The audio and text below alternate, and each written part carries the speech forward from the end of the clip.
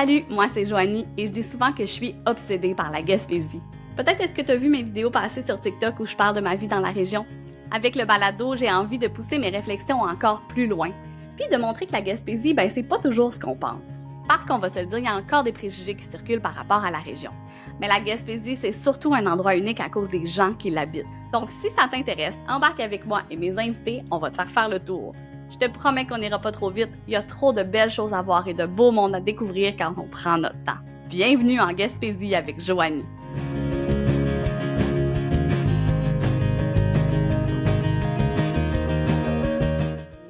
Aujourd'hui, je reçois une femme passionnée. Elle a commencé sa carrière comme accessoiriste dans un théâtre à Paris. Elle a ensuite été à la barre du seul théâtre familial de l'Est du Québec, le théâtre de la Petite Marée, basé à Bonaventure. Depuis quelques années, c'est derrière sa machine à coudre qu'on la retrouve, puisqu'elle est propriétaire de la Girafe Bleue, une entreprise de maillots de bain, de sous-vêtements et de produits d'hygiène féminine éco-responsables. Et bien sûr, elle fait tout ça à partir de la Gaspésie. Anne-Henri est avec moi aujourd'hui. Allô Anne! Salut Joanie! Super contente d'enregistrer ça avec toi aujourd'hui. J'avais hâte qu'on prenne le temps de discuter. D'emblée, je te demande, t'es-tu une petite qui, toi? Ah! Moi, je suis une petite Henri, de Maria. Mon père, qui s'appelait Réal, qui est décédé aujourd'hui, qui était natif de Saint-Elzéar, derrière Bonaventure. Et puis ma mère, Monique, qui est native de Nouvelle. Donc, ils se sont établis au milieu, en fait, à Maria. Une petite fille de la Ouais. BD Chaleur qu'on Oui. comprend bien. J'ai envie de savoir comment tu t'es retrouvée à Paris. Oh, parce que moi, je suis Anne à Réal à Tibère à Dan. Donc, c'est ça ma lignée d'origine des Henri. Comment je me suis retrouvée, c'est que la petite Gaspésienne en moi qui était jeune, très tomboy, tu sais, euh, très à l'écoute de la nature, mais en même temps très artistique. Donc, j'étais comme un mélange entre j'adore faire du vélo dans le bois, j'adorais faire du ski, je faisais énormément de ski adolescente, mais en même temps, j'avais une espèce d'envie de culture qui était plus grande que moi. Donc, j'écoutais Les Beaux Dimanches, j'ai tout ce qui passait à la télé, tout ce qui passait, tout ce qui était variété. J'adorais ça, les grands spectacles, mais on n'avait pas nécessairement accès dans les années 90 nécessairement à énormément de diversité culturelle. J'aimais autant écouter des opéras à radio, tu sais, que c'est ça, voir du théâtre, que des spectacles de musique et tout ça. Puis, donc, j'ai eu envie, en fait, j'ai eu un choc quand j'ai vu la première pièce de théâtre professionnelle pour adultes, un peu. Donc, c'était aux productions à tour de rôle, à Carleton, qui a été mon premier baptême de théâtre. Parce que, bon, on voyait des spectacles pour les enfants à l'école primaire, mais pour d'aller voir un spectacle à 12 ans avec des adultes, avec ma famille, là, j'ai pogné de quoi. Et là, ça a été comme une révélation. Je voulais absolument faire du théâtre, mais je savais pas, là, tu sais, tout m'intéressait, là. Je voyais le décor, ça m'impressionnait. Je voyais qu'il y avait des costumes, ça m'impressionnait. En fait, de me dire, c'est du spectacle vivant. Tu sais, de faire comme, OK, c'est pas à la télé, c'est vraiment devant moi. C'est accessible. Il y a des gens qui font ce travail-là. Donc, après ça, il y avait plus rien d'autre qui existait. Joanie, c'était ça. C'était la révélation.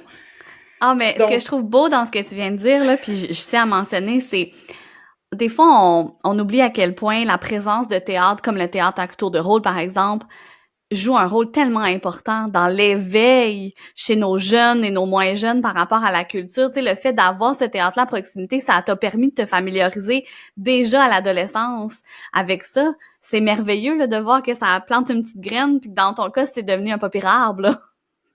oui. Puis là, là après ça, j'étais comme, tu sais, fin du primaire. Tu sais, après ça, là, mon secondaire, moi, j'étais à l'école primaire à Maria, donc mon secondaire se fait à Carleton. Et là, à un moment donné, des échos comme quoi la compagnie de production cherchait des bénévoles. Tu sais, donc, en fait, tranquillement, moi, j'essayais de me glisser dans les coulisses. J'essayais Puis là, finalement, j'avais des amis qui étaient comme en secondaire 5, puis tu sais, qui déchiraient des billets, puis Fait que finalement, je me suis rapprochée tranquillement de cette chose-là. Puis en même temps, il y a le théâtre de la Petite Marie à Bonaventure qui a fait son départ aussi, qui a commencé. Et ça aussi, ben, j'ai commencé comme étant... en fait, je me suis fait engager au théâtre de la Petite Marie, pas au théâtre de la Petite Marie, au camp de théâtre de Lens, qui est aussi vraiment relié. Donc, en secondaire 5, mon premier emploi de secondaire 5, c'était au camp de théâtre de Lens, à Maria. Et c'est comme ça que j'ai découvert le théâtre de la Petite Marie de Bonaventure parce qu'on allait voir les spectacles. Donc, le théâtre, je suis devenue monitrice, animatrice pour les jeunes, comme un camp de jour, mais spécialité théâtre. Fait que là, il y avait des comédiens professionnels qui travaillaient avec nous. Fait que c'était comme... J'étais déjà baignée dedans. Fait que là, en allant voir le théâtre de la Petite Marie à Bonaventure, là, on pouvait rencontrer les comédiens directement, on pouvait voir la scénographie, ils nous faisaient visiter les coulisses. Puis là, c'était plus accessible au niveau... parce que c'était euh, plus petit que la Tour de Rôle déjà.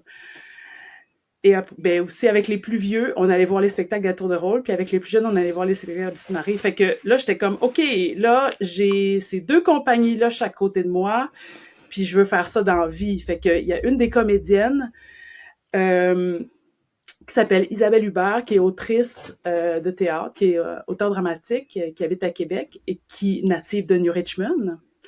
Et c'est elle qui était comédienne professionnelle puis qui donnait un peu le côté le volet professionnel aux jeunes. Donc on montait une pièce de théâtre avec le camp de théâtre, puis c'est elle qui était comme la spécialiste. Puis c'est elle qui m'a un peu convaincue de faire mes auditions en théâtre. Fait que c'est comme ça que je me suis ramassée à faire mes auditions en théâtre professionnel. Mais là, je suis pas encore à Paris, mais c'est ça mon parcours.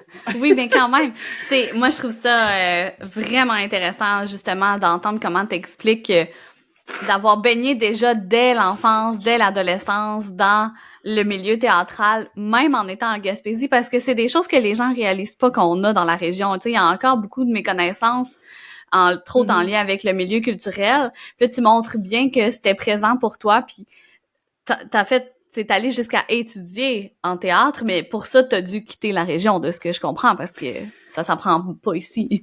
Oui, c'est ça. Puis à cette époque-là, on parle de avant Internet, là. Tu sais, je veux dire ma fin de mon secondaire. Donc, comment faire des recherches pour les écoles de théâtre, pour savoir comment faire, tu sais, où aller. Puis là, mais moi, la conseillère en orientation, elle avait aucune idée qu'est-ce qu'on faisait avec ça. Fait que là, je me vois encore en train d'éplucher puis de découvrir les écoles puis de parler aux comédiens professionnels là, que j'avais rencontrés puis qui me disaient il y a 4-5 écoles, là, tu sais, tu peux essayer au conservatoire, tu peux essayer... Puis je savais pas encore que je voulais pas sûre d'être comédienne, en fait. Je suis quand même fait des auditions comme comédienne parce que c'est ce que je me suis fait conseiller de faire, mais je me suis vite rendu compte que c'est pas vraiment ça que je voulais faire. Je voulais être comme plus à l'arrière, je voulais plus comme fabriquer, participer d'une autre façon, puis mettre en lumière un peu plus les artistes... d'être une artiste cachée, en fait. C'est un peu comme ça que je me le voyais mieux, ouais. J'imagine que quand t'es partie de la Gaspésie, tu devais probablement être dans un état d'esprit très... tu t'allais pour ton rêve, là. C'est ce que j'imagine, on dirait, là.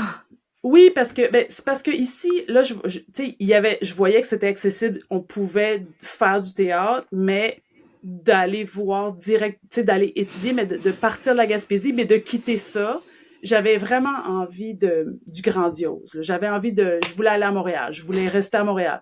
C'est comme si j'ai eu un petit switch je veux un peu bouder ma Gaspésie. Mm-hmm. À l'adolescence, c'est un peu ça aussi, là, mais j'étais comme, non, je pourrais jamais vivre de ça ici, fait que je m'en vais à Montréal, puis je vais étudier à Montréal, puis je vais sûrement rester là-bas, puis je travaillerai au cirque, puis des choses comme ça. Fait que, tu sais, j'avais comme des idées de grandeur.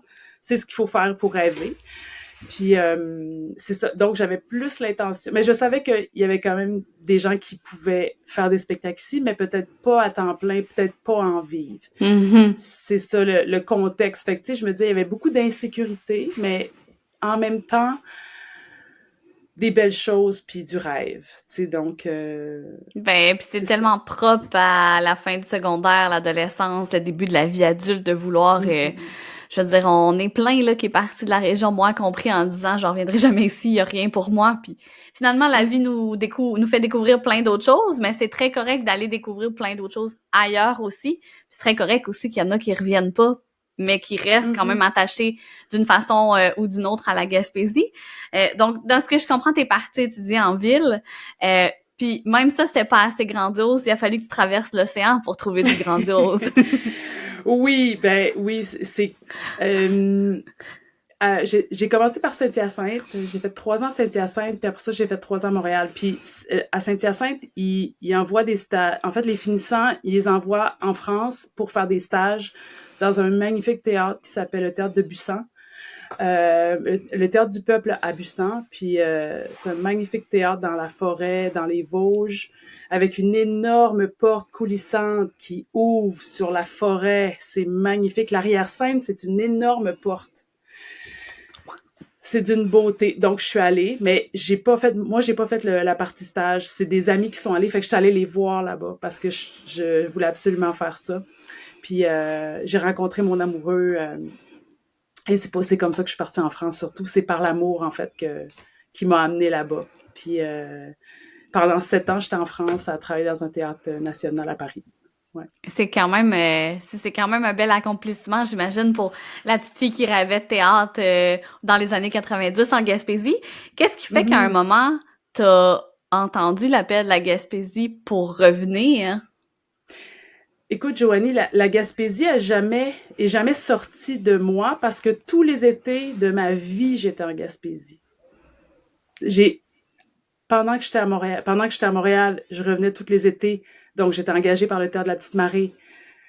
Je retournais faire mes études à Montréal. L'année 2. Donc, j'ai tout passé mes étés en Gaspésie. C'est pour ça que j'étais avec le Théâtre de la Petite Marée pendant 20 ans, en étant à Montréal, en étant en France.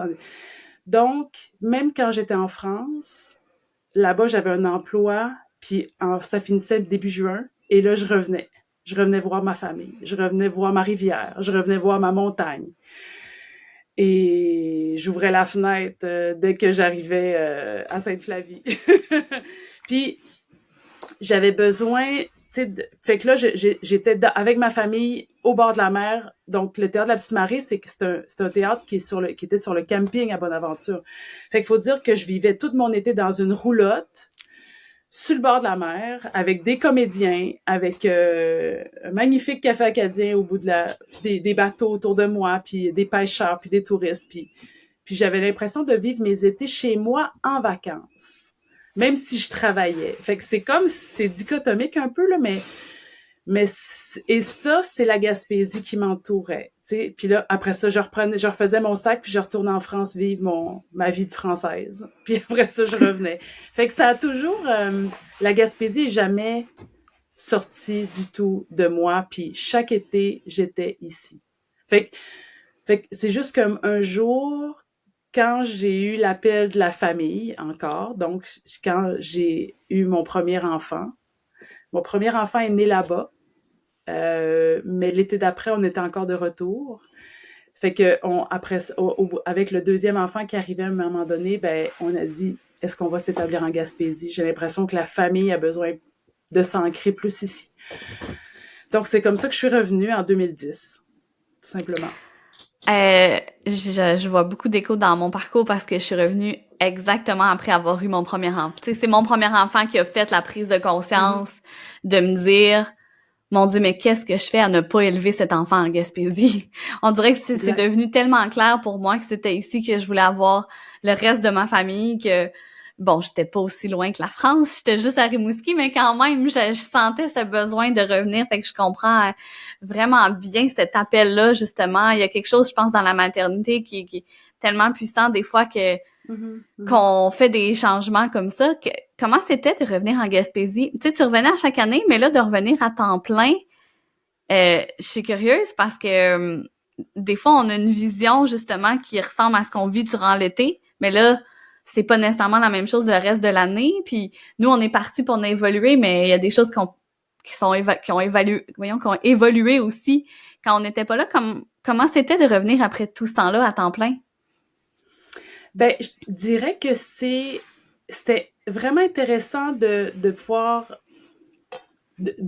multiplier les racines un peu, tu sais, c'est-à-dire Mm. de pas juste c'est ma grande racine, tu sais qui moi c'est vraiment je le visualisais vraiment comme ça, c'est que là tout d'un coup je me disais ben j'ai des amis en Gaspésie mais là de d'avoir un quotidien, d'aller à la maison de la famille justement avec mes bébés, tu sais de faire les activités, de redévelopper des nouvelles amitiés, de participer à des événements, c'était un peu c'était de découvrir l'arrière-scène de la Ah.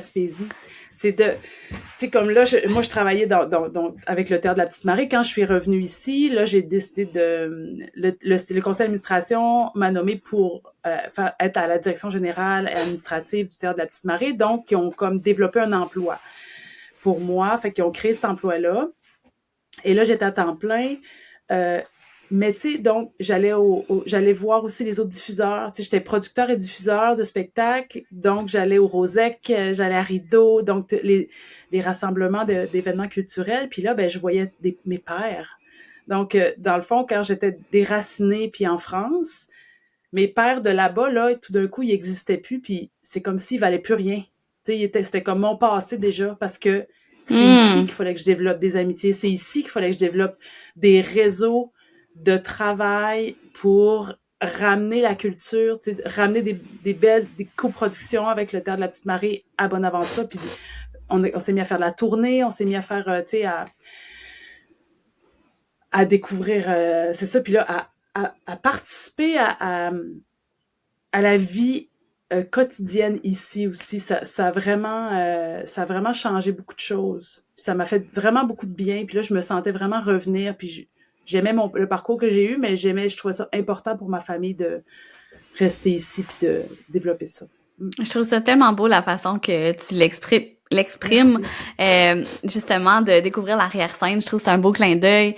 Puis je trouve ça intéressant parce que c'est pas tout le monde, des fois, qui prend ce temps-là ou qui a sa réflexion-là de se dire il existe plusieurs racines possibles. Puis c'est intéressant des entretenir différemment parce que c'est ça qui nous nourrit à différents moments selon ce qu'on a besoin. Fait que je trouve que c'est un beau parcours, justement. Puis t'as été quand même un bout avec le théâtre de la Petite Marée, puis tranquillement pas vite, par contre, la d'autres formes artistiques sont arrivées, j'ai l'impression, ou ont toujours peut-être été là, mais entre autres la couture. Tu sais, tu t'es mis à faire de la couture chez toi avec l'atelier Panoplie que t'as Oui. eu avant d'avoir la girafe bleue. Comment c'est arrivé ça, cette envie-là de se mettre à coudre?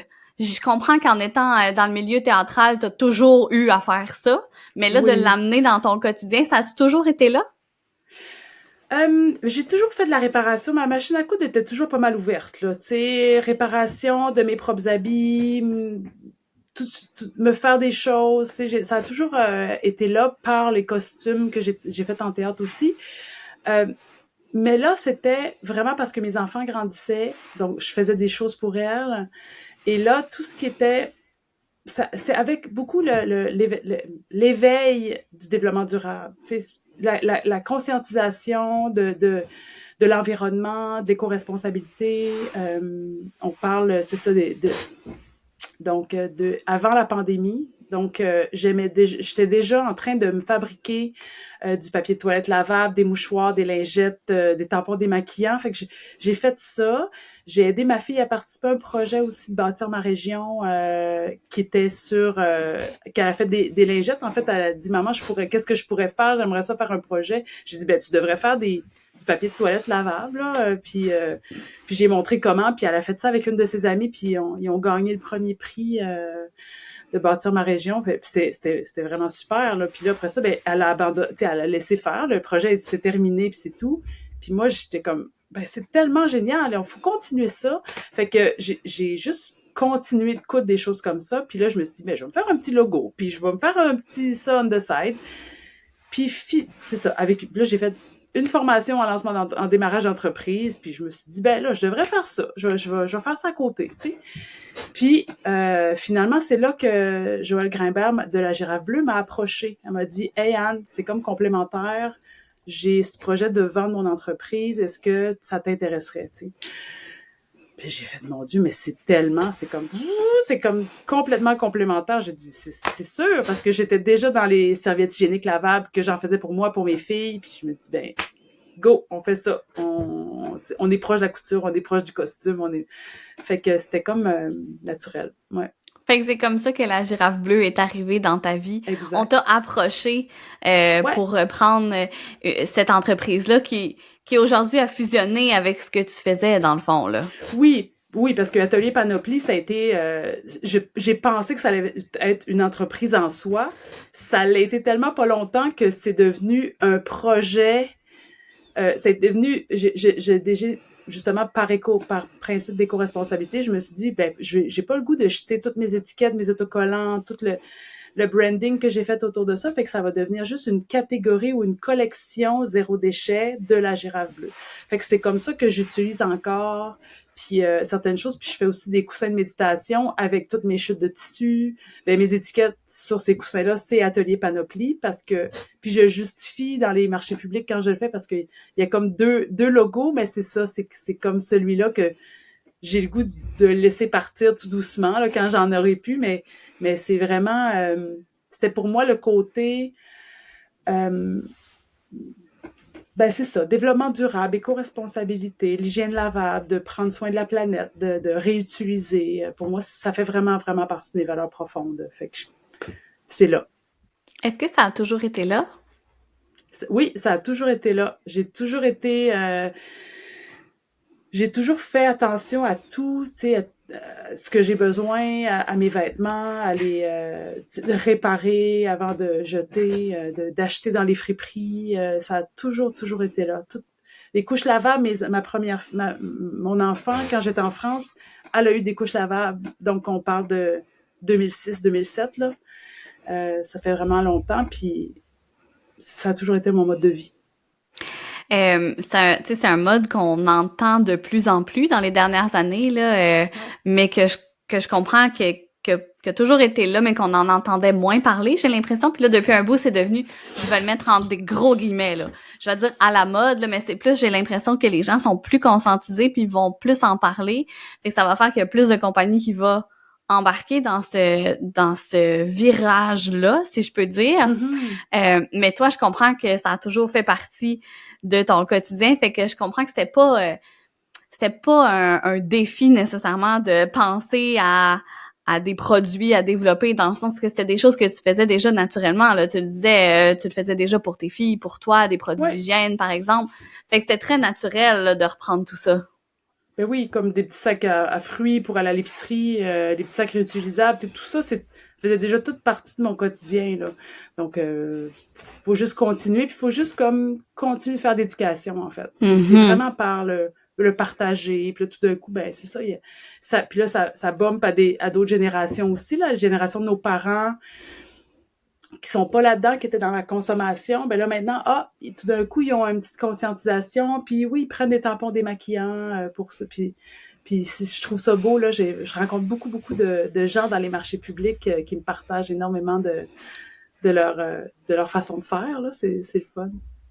C'est intéressant que tu amènes le clash un peu de génération parce que j'ai utilisé un peu de couche lavable, pas tout le long pour plein de raisons avec mes enfants. Au début, mes parents comprenaient pas qu'est-ce qu'on faisait, là. Tu sais, c'était vraiment comme, c'est une autre façon de voir les choses. Ils se demandaient pourquoi on se donnait autant de troubles alors que nous, on trouvait pas que c'est si compliqué que ça.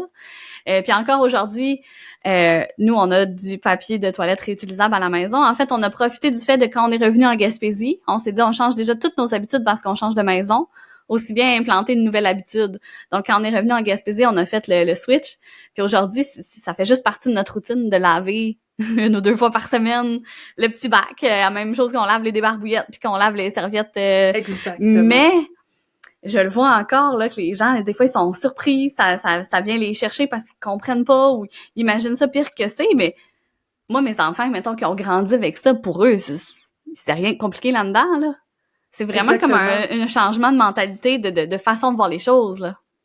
Ah oui, tout à fait. Puis tu sais, c'est de l'éducation. Puis on peut laisser le rouleau de papier de toilette vraiment à sa place. Pas besoin d'expliquer à chaque personne qui vient chez nous, mais on a un petit bac pour papier de toilette. Puis avec un bidet, on s'entend, c'est Exact. tellement plus simple. Avec le bidet, c'est juste de l'eau qu'on essuie. Donc, mais sinon, c'est juste pour le pipi. Puis c'est bien correct. Tu sais, on fait ce qu'on peut avec ce qu'on a, des petites débarbouillettes qu'on a déjà qui sont moins belles, qu'on peut utiliser pour ça, ou en acheter pour ça. Tu sais, chacun fait comme il veut. L'idée, c'est de réduire sa consommation de produits à usage unique. Donc, que ce soit pour les mouchoirs, comme là, j'utilise du petit papier de toilette depuis tantôt, mais parce que je suis pas dans je suis pas dans mon bureau, je suis dans en ce moment, mais dans la maison, souvent, c'est ça. C'est qu'il y a des petites débarbouillettes, des petits pots de débarbouillettes partout, puis ça va tout dans le lavage quand même. Fait que des petits nez comme là, moi, je fais des allergies, fait que c'est tout le temps la petite goutte au nez, mais c'est pas besoin de mettre ça à la poubelle. C'est ça le principe. Mais j'aime aussi ce que tu mentionnes. Des fois, j'ai l'impression quand on veut embarquer dans un changement d'habitude comme ça, on a l'impression qu'il faut viser comme la perfection. Alors que ça devrait pas être ça, ça devrait être plus, on fait ce qu'on peut avec ce qu'on a. Puis ça se peut que des fois, on prenne un petit peu de papier de toilette. Puis ça se peut que des fois, on prenne un petit mouchoir. Puis c'est pas grave, là, tu sais, c'est pas ça qui compte. C'est les petits efforts qu'on fait tranquillement un peu vite. Ils vont avoir des résultats. Moi, c'est ce que j'ai trouvé difficile au début, là. Je te dirais je voulais tellement que ça soit le plus écologique possible que ça en était trop, là, tu sais, c'est qu'à un moment donné, c'est pas réaliste, puis c'est pas grave, c'est pas tout le temps exactement à la perfection, si je peux dire, là, dans le sens que tout le monde le fait à Mm-hmm. son rythme, puis tu l'expliques bien, justement, on fait avec ce qu'on a aussi, là, pas besoin d'aller surconsommer des produits qu'on n'a pas tant besoin, finalement. Exactement. Puis c'est l'arrivée un peu, tout ça est arrivé un peu avec la signature du pacte québécois de la transition, où il y a beaucoup d'artistes qui ont signé, puis on a tout été presque allé signer cette pétition en ligne, mais ça m'a créé, moi, beaucoup d'éco-anxiété, cette affaire-là, parce que on dirait que je m'auto-critiquais sur chaque chose, un peu ce que tu dis. Alors qu'à un moment donné, ça s'est calmé, puis là, j'ai lâché prise, puis là, je me suis dit, oui, les petits gestes, on fait ce qu'on peut. On se fait des petites serviettes, aussi des napkins, là, des serviettes de table. Tu sais, j'en ai fait aussi beaucoup au début. Je me disais, ah mon Dieu, faut que tout le monde ait ça. Mais tu sais, j'étais comme un peu angoissée. Puis après ça, je me suis dit, hey, c'est pas grave, là, tu sais, je veux dire, puis je peux pas contrôler non plus tout ça. Fait que des fois, c'est un peu ça aussi pour les culottes Mhm. menstruelles que je fabrique. Le premier choc, c'est que mes enfants étaient pas les premières à vouloir les utiliser. Donc, ça m'a fait un peu une petite blessure parce que on n'a pas tout le même rythme pour faire ces transitions-là. Donc, de passer à la culotte menstruelle versus à la serviette hygiénique jetable, ça prend un changement dans la tête. Ça prend faut essayer. Puis souvent, c'est la nuit qu'on peut l'essayer la nuit, puis tout ça, puis après ça, on est correct. Mais il faut s'informer, il faut savoir, faut se sentir en sécurité de est-ce que je suis capable de faire ce changement-là? Est-ce que je suis capable de nettoyer ça? Fait qu'il y a beaucoup de questions par rapport à ça. Puis une fois on a nos réponses, ben là, on peut faire ce changement-là, comme les couches lavables aussi, tu sais. Fait Mm. que, mais c'est ça, ça fait que tout le monde a un rythme différent pour faire sa transition. J'imagine que c'est là, justement, quand tu dis qu'il y a encore de l'éducation à faire, qu'il y a une partie, veut pas, de ton entreprise qui est de l'éducation à faire pour accompagner les gens dans ces transitions-là. Oui, tout à fait. C'est beaucoup de foires aux questions, je reçois beaucoup de courriels, je reçois beaucoup de... Puis même si mon site semble, moi, à mon avis, complet, il y a toujours des questions, il y a toujours des petites craintes, mais j'aime beaucoup faire les marchés publics, justement parce que j'ai plein d'échos, j'ai plein de gens qui font le premier saut devant moi. Hmm. Qui font comme hey, j'aimerais ça, là maintenant je t'ai vu plusieurs fois, là j'ai confiance, j'aimerais ça m'acheter ma première culotte. Puis là ben là je les conseille. Puis là je leur dis comment la laver, comment la nettoyer, comment l'entretenir, combien de temps ça va durer. Puis ça, c'est vraiment une belle fierté parce que c'est du contact direct. Tu sais, hein. C'est ça, c'est que mon site internet est complet. Je veux dire, c'est de l'achat en ligne parce que j'ai pas de boutique physique, moi, en Gaspésie. C'est ça qu'il faut dire aussi parce que j'ai fait ce choix-là. Je travaille à mon domicile. J'ai un atelier qui est dédié à ça, mais je suis dans un quartier résidentiel. Donc, sur rendez-vous, les gens peuvent venir quand même, mais je suis pas installée comme une boutique. Fait que moi, je produis, puis j'expédie en ligne, puis je fais des marchés, puis j'ai quelques petits points de vente. C'est comme ça que la girafe bleue fonctionne. Mais j'aime vraiment le contact direct. Ce que je trouve vraiment le fun, c'est que justement, je trouve qu'il y a eu un engouement dans les dernières années là pour ce type de produit-là. Puis moi, de savoir que ça existe en Gaspésie, sans surprise, j'en ai des produits de la girafe bleue. En fait, j'en ai acheté à l'époque que c'était Joël qui avait ça parce que quand j'ai vu que ça existait, je me suis dit, mon Dieu, mais c'est incroyable d'avoir ces produits-là chez nous. Tu sais, c'est ça que je trouve intéressant parce que quand on parle de développement durable, il y a aussi le chemin que le produit va prendre pour se rendre à nous. Fait que là, moi, je me dis, si moi, je peux faire ma part puis que le chemin, ben, ça soit juste une petite distance plutôt que de commander ça qui vient de ailleurs au Canada, par exemple, ou ailleurs même en Amérique, ce sera toujours ça. Fait que je suis sûre que je suis pas la seule qui a cette pensée-là, qui trouve ça intéressant. Puis tu le disais, il y a certains endroits où on peut aussi trouver les produits physiquement. Là, moi, j'adore la boutique Unique à Bonaventure. Je suis tout le temps rendue là. Nadine est rendue habituée de me voir. Ben, je les ai vus, là. Je suis allée en fin de semaine, puis je les regardais, puis je me disais, je serais peut-être due pour un autre paire. Parce que ça doit être quand même un défi, ça aussi. Je me disais, tu sais, moi, j'en ai, mettons, là, des bobettes de menstrues, comme on dit, là. Mais j'en achète pas à chaque année, là. Je les ai pendant un bout. Fait que ça doit être un défi quand même d'avoir une entreprise qui produit des trucs réutilisables que les gens ont pas besoin de racheter pour rester une entreprise, continuer de vendre. Je pense, Joanie, c'est mon plus grand défi. Parce que c'est la qualité de ce que je fais me nuit. Donc, je produis je fabrique un produit qui est tellement durable que justement, tu le dis, c'était les bobettes que Joël faisait. Donc, c'était avant 2021. Donc, c'est il y a plus de 5 ans. Fait qu'une culotte menstruelle qu'on porte une journée par mois. Donc, on la porte 12 fois dans l'année, cette culotte. Puis là, la culotte numéro 2 que tu portes le deuxième jour, ben, on va l'appeler la culotte numéro 2, elle aussi 12 fois. Fait que si t'as 6 paires de culottes, ben, t'es bonne pour 10 ans. Donc, effectivement, est-ce qu'il faudrait que je fasse un produit qui dure pas? Non, parce que ça fait pas partie de mes valeurs. Donc, mon défi comme entrepreneur, c'est de convaincre le plus de gens possible. C'est-à-dire que faut que mon bouche à oreille fonctionne bien. Il faut que toi, tu sois tellement satisfaite que tu puisses le dire à tout le monde. Mais comme ce produit-là est tabou, d'une certaine façon, pour plusieurs personnes, ben, on parle pas nécessairement de ça tout le temps quand on se croise à l'épicerie. Ben, c'est vrai. Fait que on en parle quand ça donne, tu sais, genre, hey, je suis menstruée au bureau, puis finalement, il connaît ça, la girafe bleue? Ben, c'est comme, il faut à un moment donné que je me dise, ben là, parlez donc de moi! Mais tu comprends ce que je veux dire? Fait que c'est ça mon défi, c'est vraiment de continuer de durer malgré la durabilité de mon produit.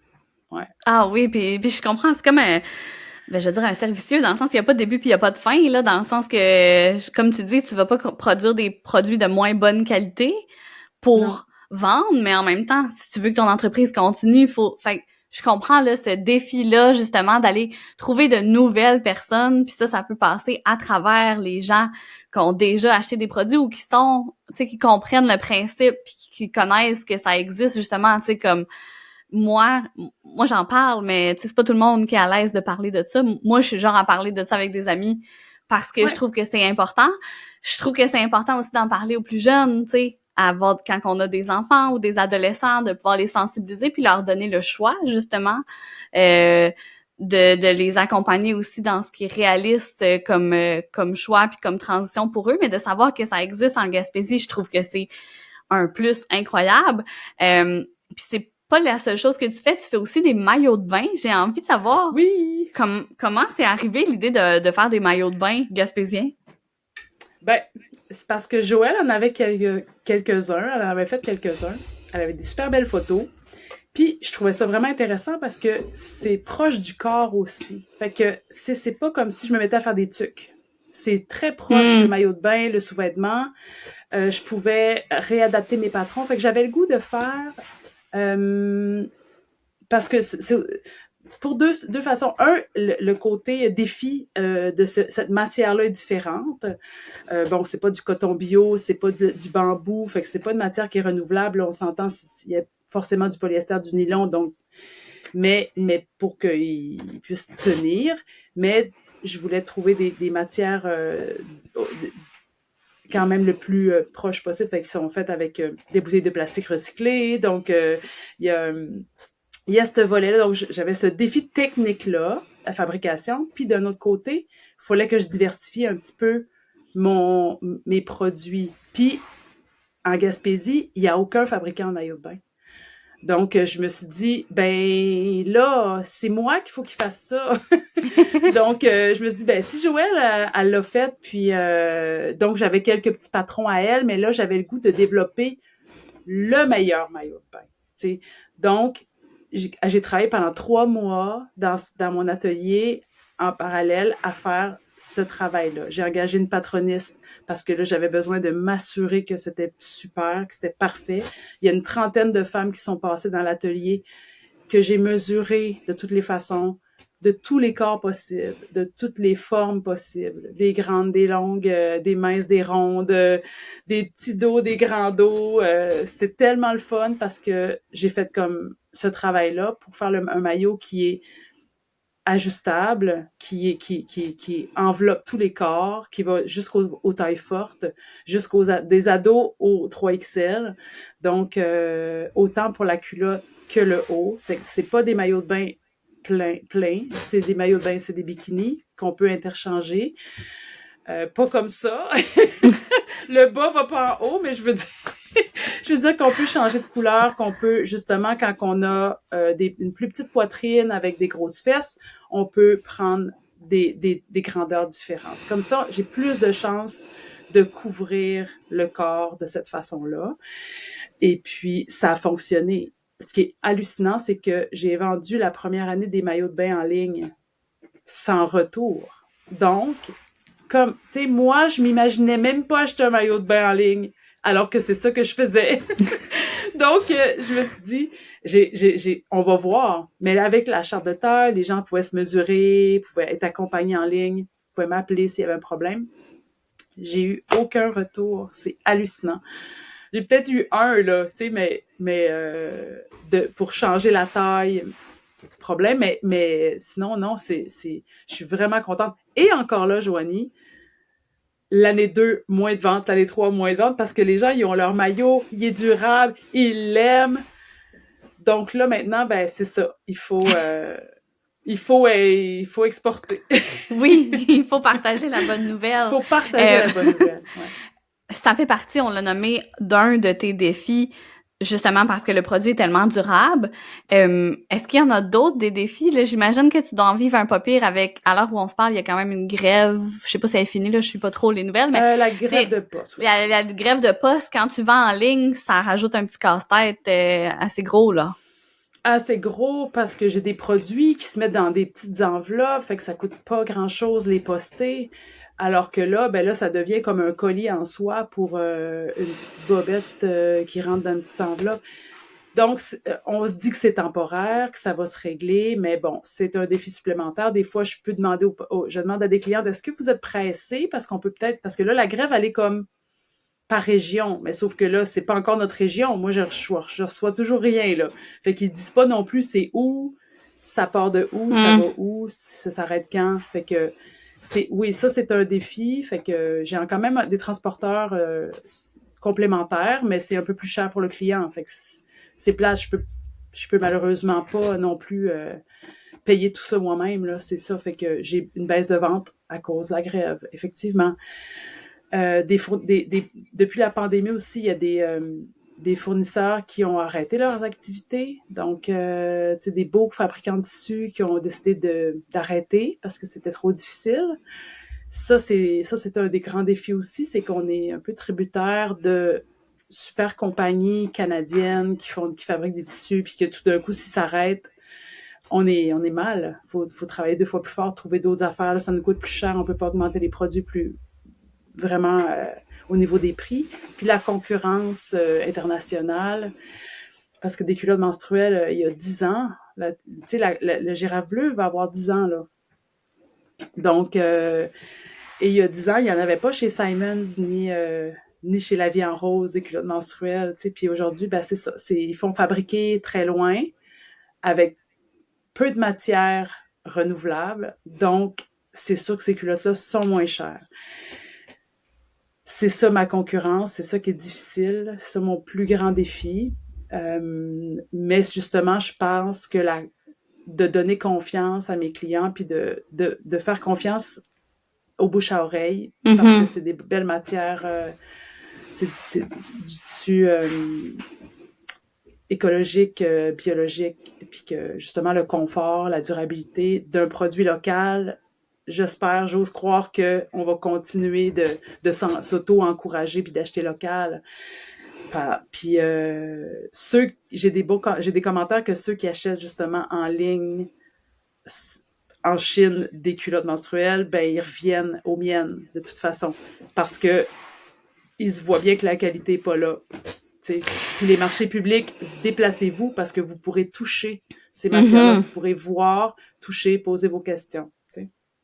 C'est tellement important de se renseigner. Ben en fait, tout le textile, c'est quand même un domaine où, comme tu dis, on dépend beaucoup de ce qui se fait ailleurs pour le tissu. Mais j'ai envie de dire, quand c'est du tissu qui est en contact, par exemple, avec des parties intimes, c'est vraiment important d'être conscient de la qualité de ce tissu-là, puis de faire des choix qui sont éclairés le plus possible, justement parce que ça a des enjeux de santé à un moment, là. Fait que c'est pour ça, je pense que c'est important de se renseigner, puis de, comme tu dis, quand on peut, de se déplacer, de toucher, de poser les questions, de pas être gêné d'en parler avec les gens autour de nous, parce que des fois, on peut découvrir qu'il y a du monde qui utilise ça fait plusieurs années, à plein de niveaux dans leur maison, que ce soit des produits d'hygiène féminine, mais que ça soit juste dans la salle de bain ou même, tu sais, dans la cuisine ou peu importe. Au final, c'est juste un changement d'habitude qui peut être facile si on est bien informé, j'ai l'impression. Ah oui, tout à fait, c'est ça, c'est de prendre les informations puis comme on se disait on a tout un rythme différent, tu sais comme les ados, c'est ça, c'est le moment, eux ils sont ouverts, sont tellement ouverts à tout ça, mais ils sont timides à la fois, tu sais, donc il faut respecter le rythme puis tu sais mes produits menstruels font aussi pour les fuites urinaires, fait que ma clientèle elle va jusqu'aux personnes âgées aussi, même s'il y a des fuites urinaires à des personnes qui sont très jeunes, justement, on touche une clientèle qui est encore vulnérable, qui est d'une autre génération, mais qui, quand ils touchent, qui voient, qui comprennent que ce produit-là est doux pour le corps, est sain et local. Oh mon Dieu, c'est tellement... tu sais, je vois aussi de retrouver une dignité des personnes qui ont des fuites urinaires, qui osent pas le dire, puis que finalement, ils font cet achat-là, puis justement, ils peuvent faire plus d'activités et moins se cacher par ce produit-là, ouais. C'est beau. Ça fait du bien. C'est beau de voir l'impact que ça peut avoir justement dans le quotidien des gens, mais tu sais, ça fait aussi partie, je pense, d'un grand mouvement où tout ce qui est santé féminine a vraiment beaucoup été mis de côté pendant longtemps, où on entendait peu parler. Les femmes devaient souvent s'organiser par elles-mêmes, puis là, de plus en plus, j'ai l'impression qu'il y a des femmes qui prennent la parole, qui en parlent, qui vont échanger entre elles, qui vont parler sur la place publique de plein de choses en lien avec leur santé à plein d'égards, puis j'espère que ça va se traduire justement dans des échanges, des réflexions, puis dans le fait que les gens vont prendre conscience qu'ils peuvent avoir accès à des produits comme ça, justement, puis que ça peut avoir un impact vraiment des fois insoupçonné dans le quotidien, puis dans l'estime de soi aussi, là. Ah oui, ah vraiment, ben oui. Oui. Qu'est-ce que t'aimes le plus de ton quotidien aujourd'hui? La créativité. C'est le fait que chaque journée est différente. Tu sais, Puis ben aussi, il faut dire que je travaille avec une personne qui est super extraordinaire, qui s'appelle Natacha, qui est couturière avec moi. Elle a travaillé pendant 3 ans dans l'atelier, mais aujourd'hui, elle avait envie, ben, depuis quelques mois, elle travaille de chez elle. Donc, est devenue travailleur autonome, elle donne un coup de main à d'autres compagnies gaspésiennes qui font de la couture aussi. Fait qu'elle produit pour d'autres. Elle fait beaucoup de réparations qui fait encore très important. Il y a de moins en moins de couturières qui réparent des zips de manteau, des bas de pantalon, des raccourcis des jupes, et ça, c'est important. Fait que, donc, qu'elle travaille de chez elle, elle peut offrir une plus grande diversité d'offres de services. Et moi, dans mon atelier comme ça, ben, je produis, je coupe, j'ai de la belle créativité. Tu sais, je décide de toutes les modèles que j'ai le goût de développer, de créer, tout ça. Puis en fait, je vais lui porter, on s'organise et puis elle les coud de chez elle. Puis elle me les ramène, puis là, je fais la vente en ligne, puis tout ça, puis les photos. Mais c'est de varier. Une journée, je peux faire de la photo, il y a une journée, je peux couper, il y a une journée, je peux mettre en ligne, il y a une journée, je mets tout ça de côté, je fais plus de culottes, je fais des maillots. Donc, il y a des périodes aussi de travail qui sont divisées dans l'année. Comme là, en ce moment, c'est le grand rush des marchés publics, des salons et des marchés de Noël. Donc, là, vous allez me voir jusqu'à Québec. Donc, c'est ça. C'est que c'est tout ce qui, c'est la diversité des tâches que je peux faire dans une journée qui varie, en fait. C'est ce que j'aime le plus faire. Qu'est-ce que tu penses que la Anne de 12-13 ans là, qui découvrait le théâtre dirait aujourd'hui en te voyant être encore autant dans la créativité? Ben, moi, j'avais l'impression que la créativité, c'était vraiment artistique. C'est comme si je ne voyais pas ça dans un quotidien. J'avais l'impression que le côté artistique était réservé aux artistes purs. Puis alors que chacun peut créer chez eux dans son garage, dans son sous-sol, en tricotant à ses pauses, à l'hôpital. La créativité est partout, mais la petite fille serait étonnée de voir que c'est encore là, mais que ça a changé de forme. Parce que le théâtre reste toujours comme présent. J'adore ça encore. Mais aujourd'hui, je suis plus dans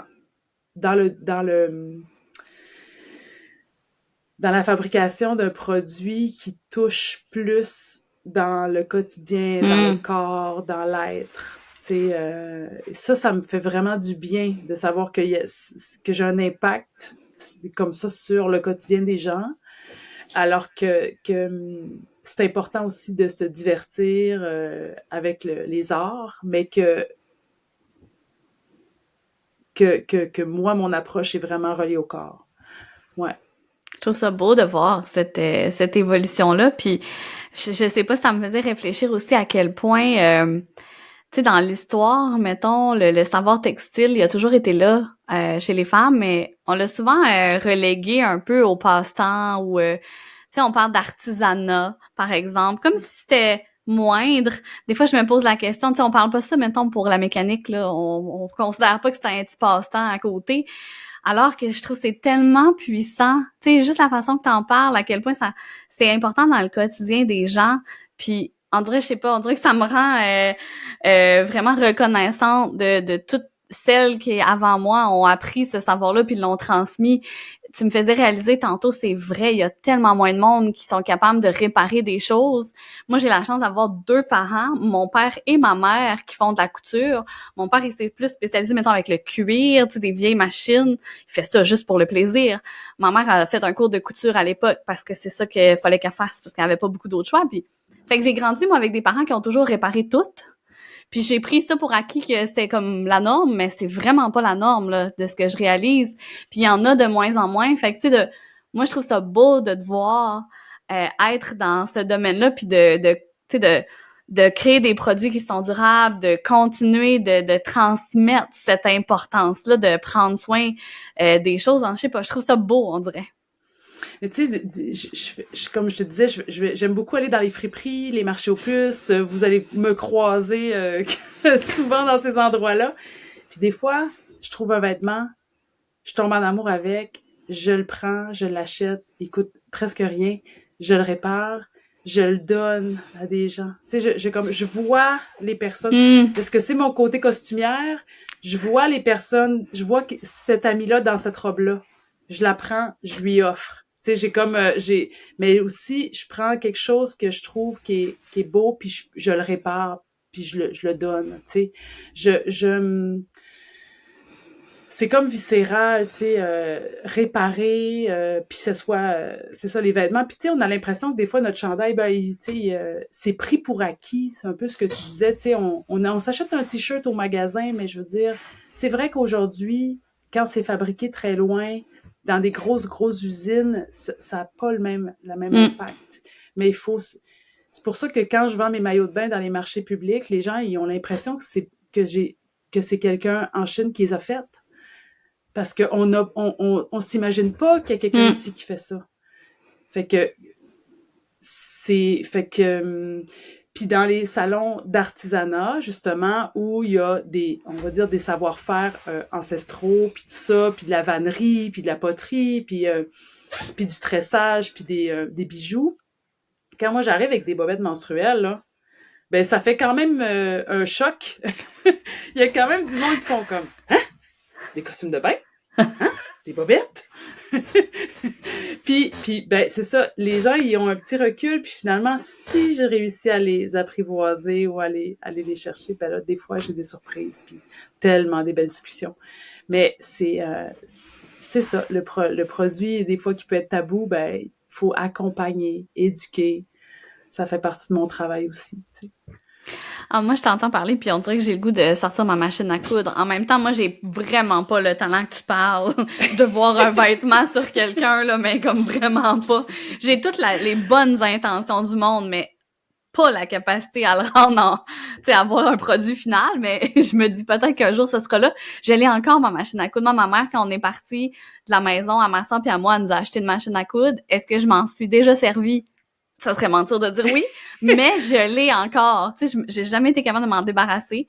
Peut-être qu'un jour, je serai capable de m'en servir, mais je trouve ça beau, puis je trouve ça inspirant de t'entendre en parler.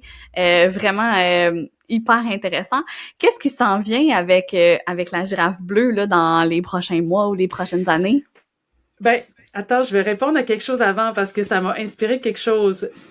Retiens ta question, parce que là, écoute bien. Parfait. C'est que ce que je trouve dans ce que tu dis, c'est que toi, t'as la chance d'en avoir une machine. Tu sais, il y a plein de gens comme ça qui l'ont pas, qui prend la poussière puis tout ça. Puis il y a plein de gens qui arrivent pas juste à enfiler l'aiguille.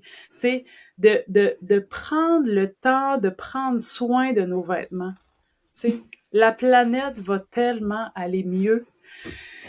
Vous avez un petit trou dans votre un petit trou sur le coude, ça se répare en écoutant télé, là, en écoutant votre série. Prenez un fil, prenez une aiguille, même si c'est pas la même couleur. On prépare, on prend soin, tu sais, prendre soin de ça. Tu sais, on va moins consommer, on va moins... ça m'émeut de dire ça, ça m'émeut d'être obligé de... tu sais, pas obligé, mais j'aime ça, transmettre ça. Puis il faudrait qu'il y ait plus dans les villages une journée par mois où il y a quelqu'un qui vient puis qui donne un petit cours de couture tu sais, ça serait formidable. Il y a des organismes communautaires qui peuvent faire ça. Il y a, tu sais, d'autres, on peut pas tout faire, bien sûr, là.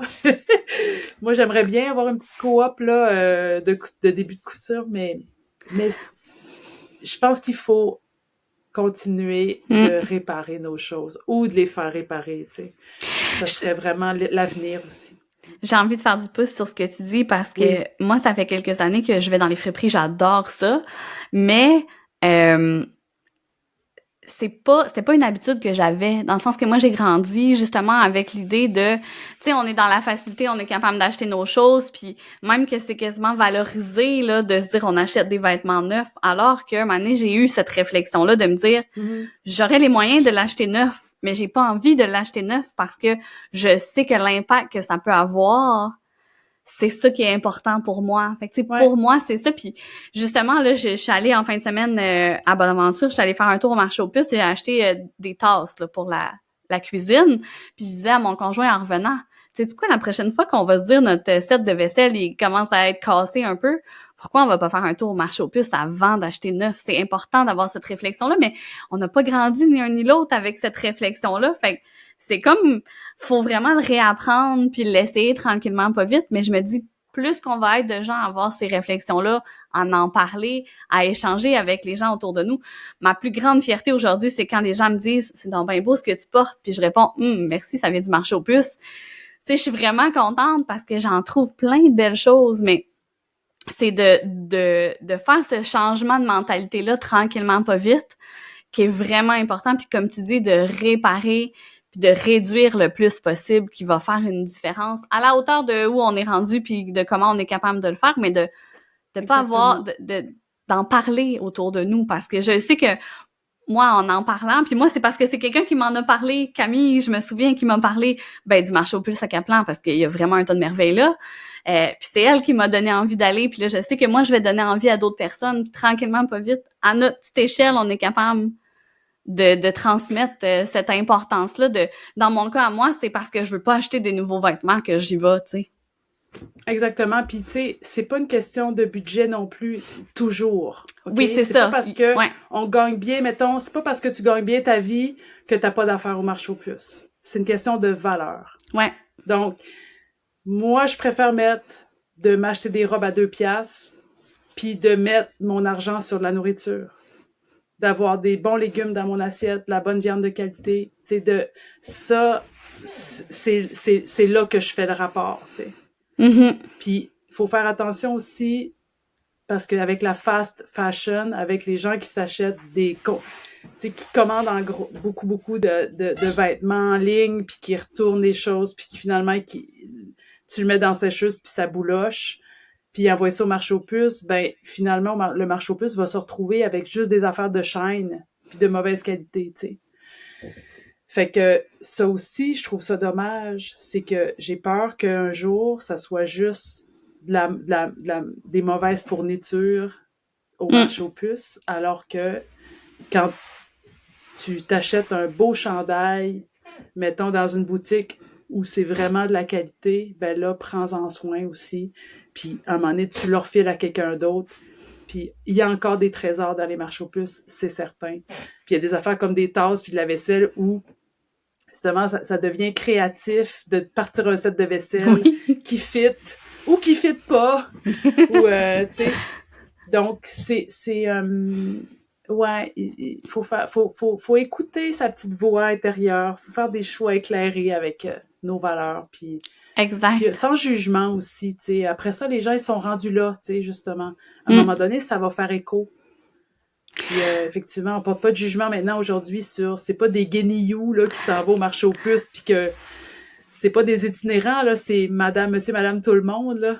Exactement, mais puis je trouve ça important que tu le mentionnes parce que moi j'ai eu cette réflexion là un moment donné de me dire si j'ai les moyens d'acheter ailleurs qu'au marché aux puces, est-ce que j'empêche des gens de le faire? Mais c'est qu'on est rendu qu'il y a tellement de vêtements qu'il va en rester plein quand même si j'y vais. C'est vraiment ça qui est important à garder en tête, je crois, pour les gens qui ont cette sensibilité-là puis qui veulent diminuer la quantité de vêtements parce que on le sait, c'est démesuré.